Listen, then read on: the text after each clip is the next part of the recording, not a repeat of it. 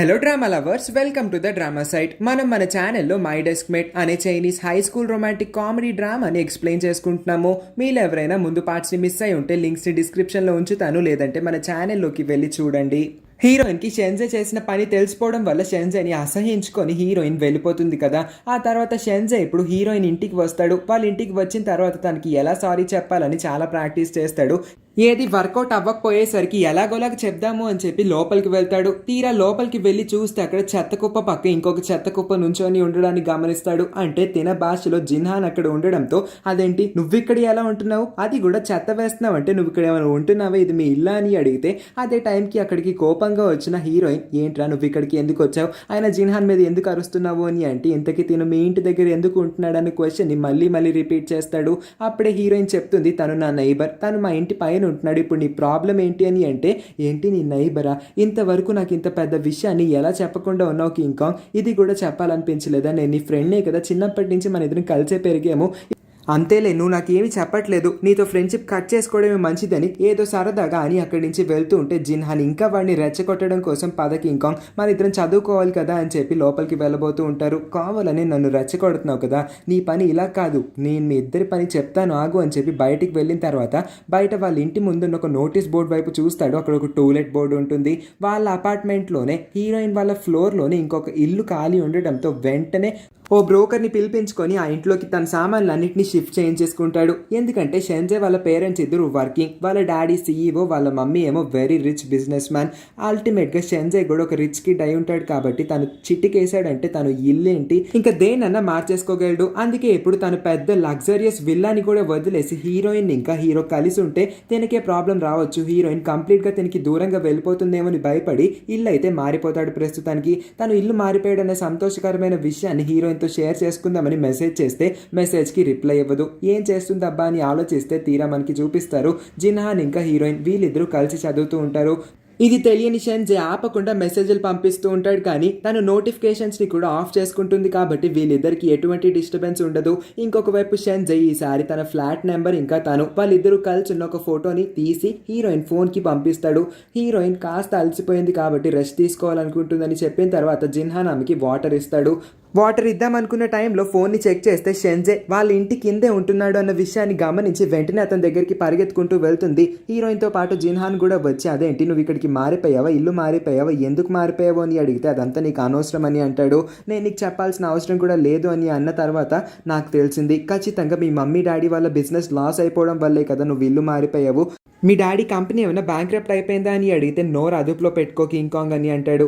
నాకు ఇప్పుడు అర్థమైంది, నీ అల్లరిని భరించలేక మీ మమ్మీ డాడీ కదా నిన్ను ఇంట్లో నుంచి తరిమేశారు అని అంటే, అది కూడా కాదు, అసలు నువ్వు ఎందుకని నెగిటివ్గా ఆలోచిస్తున్నావు, నేను కేవలం అందరి అబ్బాయిలాగే ఒక సాధారణమైన జీవితాన్ని గడపడం కోసం మాత్రమే నా లగ్జరియస్ విల్లాని వదిలేసి ఇంత చిన్న ఇల్లు, ఇంత ఇరికింట్లోకి దిగాను. సో దట్ ఇప్పుడు అందరిలానే నేను కూడా నార్మల్ లైఫ్ని జీవిద్దాం అనుకుంటున్నాను అని ఏదో ఒకలాగా మంచి రీజన్ చెప్పి కవర్ చేసేస్తాడు.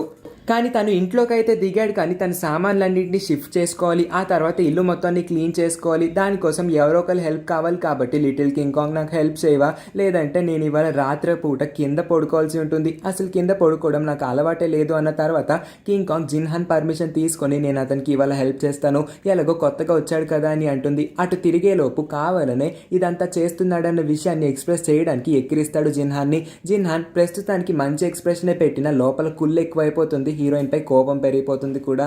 ఆ తర్వాత షెన్జే ఇంకా కింగ్ కాంగ్ వీళ్ళిద్దరూ ఇంట్లోపలికి వెళ్తారు. ఇదే ఇప్పటి నుంచి నా ఇల్లు కొంచెం చిన్నగా ఉన్నా నేనే అడ్జస్ట్ అయిపోతానులే, ఎలాగా ఒక సాధారణమైన జీవితమే గడుపుదాం అనుకున్నాను కదా అని చెప్పి ఆపకుండా వాగుతూ ఉంటాడు. అసలు ఇంతకీ మీ పేరెంట్స్ కి తెలిసిందా నువ్వు వీళ్ళ ఇల్లు మారావు అని అంటే, లేదు మా పేరెంట్స్ కి తెలీదు, అయినా వాళ్ళకి చెప్పాల్సిన అవసరం కూడా లేదు, వాళ్ళు నా గురించి ఏమీ పట్టించుకోరు, నేను కూడా వాళ్ళ గురించి పట్టించుకోను అని అంటాడు. ఆ తర్వాత వాళ్ళ ఇంటి యొక్క స్పేర్ తాళాన్ని హీరోయిన్ కి ఇస్తాడు.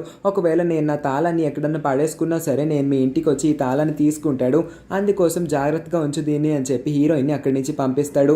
ఆ తర్వాత కింగ్ కాంగ్ జిన్హాన్ ఇంటి దగ్గరికి వెళ్ళి, నేను సర్దేశాను చూడు, చదువుకోవడం కోసమే ఇంత ఫాస్ట్గా సర్దేశాను, ఇప్పుడు లోపలికి రావచ్చా అని అంటే, ఏం అక్కర్లేదు, ఎలాగో వాడితోనే ఉన్నావు కదా, వాడితోనే కలిసి చదువుకో, ఎదుగో నీ బ్యాగ్, ఇంకా నాతో ఏం మాట్లాడద్దు అని చెప్పి మొహం మీదే జలసీతో డోర్ని క్లోజ్ చేసి బాయ్ బాయ్ అని చెప్పి ఆయన లోపలికి వెళ్ళిపోతాడు. హీరోయిన్కి అస్సలు ఏమీ అర్థం కాదు, పోన్లే ఇప్పుడు ఏమైంది వీడికి, అసలు నేను ఏం చేశాను, జిన్హాన్ ఎందుకింత కోపంగా ఉన్నాడు, షెన్జే దగ్గరికి వెళ్ళడం వల్లేనా అని చెప్పి పిచ్చ కన్ఫ్యూజన్లో ఉంటుంది. స్కూల్కి వెళ్ళేటప్పుడు కూడా జిన్హాన్ ఇంకా కింగ్ కాంగ్ రోజు వీళ్ళిద్దరు కలిసి వెళ్తారు. కానీ ఇవాళ షెన్జే అడ్డుపడడంతో జిన్హాన్ వీళ్ళిద్దరికి కాస్త ప్రైవసీ ఇద్దామని వీళ్ళిద్దరి మధ్యన తనెందుకు దూరడమని అక్కడి నుంచి వెళ్ళిపోతాడు. కానీ హీరోయిన్ వెళ్లే దారిని షెన్జే అడ్డేస్తాడు. నువ్వు ఇవాళ వాడితో కాదు నాతో రావాలి, నేను ఇవాళ కొత్తగా వచ్చాను కాబట్టి రూట్ తెలియకపోవచ్చు, డ్రైవర్ కి కూడా కాల్ చేస్తాను కాబట్టి నువ్వు నా కార్లోనే రావాలని బలవంత పెట్టేయడంతో హీరోయిన్ కాదనలేకపోతుంది. అలాగా వాళ్ళిద్దరూ ఒకే కార్లో కలిసి స్కూల్కి వెళ్తారు. ఉన్న వాళ్ళందరూ వదినమ్మ రిలేషన్ ని స్ట్రాంగ్ గా నమ్ముతారు. ఆ రూమర్ ని ఇంకా స్ప్రెడ్ చేస్తారు. దాంతో పాటు లీలా ఇంకా జిన్ కూడా ఈ విషయాన్ని గమనిస్తారు. వీళ్ళిద్దరూ కలిసి ఒకే కారులో వచ్చారని. అందుకోసం లీలాకి ఇంకా కోపం వచ్చేస్తుంది. దాంతో పాటు షెన్జేని కదవకపోతే ఆమెకి రోజు గడవదు కాబట్టి షెన్జే అడ్డు తప్పుకో, ఎందుకు నా దారికి అడ్డుగా ఉన్నావని అడుగుతుంది. తీరా చూస్తే అసలు ఆ అమ్మాయి వెళ్తుంది వీళ్ళిద్దరికి మధ్యనున్న డిస్టెన్స్ లో. జనరల్ గా స్టూడెంట్స్ అందరూ వీళ్ళిద్దరు పక్క నుంచి వెళ్ళిపోవాలి కానీ వీళ్ళ మధ్యలో నుంచి ఎందుకు దూరడం అని షెన్జే అడిగితే సర్లే నువ్వు చెప్పావు కాబట్టి వెళ్తున్నానని లీలా అయితే అక్కడి నుంచి వెళ్ళిపోతుంది. ఆ తర్వాత అక్కడికి జిన్హాన్ వస్తాడు. కానీ డింగ్ మింగ్ షెన్జే ఇంకా హీరోయిన్ వీళ్ళ నలుగురు కలిసి కబుర్లు చెప్పుకుంటూ వెళ్ళడాన్ని చూసి కాస్త జెలసీగా ఫీల్ అవుతాడు. కానీ తన జెలస్ని ఎక్స్ప్రెస్ చేయకుండా బ్యాగ్ పట్టుకొని స్టైల్గా తన హీరో యాటిట్యూడ్ని మెయింటైన్ చేసుకొని ఆర్గెంట్ బిహేవియర్ని కూడా కంటిన్యూ చేసుకొని లోపలికి వెళ్తూ ఉంటాడు.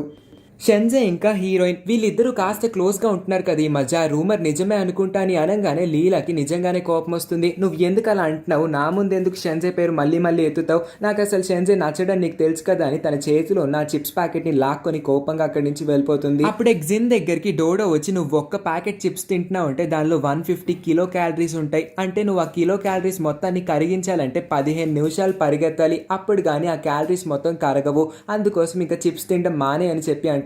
బాబోయ్ ఇన్ని క్యాలిక్యులేషన్స్ నా జీవితంలో ఏ మ్యాథ్స్ సమ్లో కూడా చేయలేదు, ఈ పిల్లేంటి నా దగ్గరకు వచ్చి ఇవన్నీ వాగుతుంది, అయినా నేను నా చిప్స్ ప్యాకెట్ ని ఎందుకు వదులుతానులే అని చెప్పి లోడో వాగుడిని పెద్దగా పట్టించుకోకుండా వెళ్ళిపోతుంది. క్లాస్ రూమ్ లోకి వెళ్ళిన తర్వాత హీరోయిన్ పొరపాటుగా ఇవాళ ఇంట్లోనే పెన్సిల్ బాక్స్ మర్చిపోయిందని తన దగ్గర ఏదైనా పెన్ ఉందేమో అని ఎక్స్ట్రా పెన్ కోసం అడిగితే జిన్హాన్ తన కోసం ఒక పిచ్చి పెన్ ఉంచుకొని హీరోయిన్ కోసం మంచి పెన్ ఇస్తాడు. ఇది చూసిన షెన్జే జిన్హాన్ ని కావాలని రెచ్చగొడదామని కింగ్ కాంగ్ ఇవాళ నాకు చాలా సరుకులు కావాలి, నువ్వు నాతో సూపర్ మార్కెట్ కి తోడొస్తావా అని అడుగుతాడు.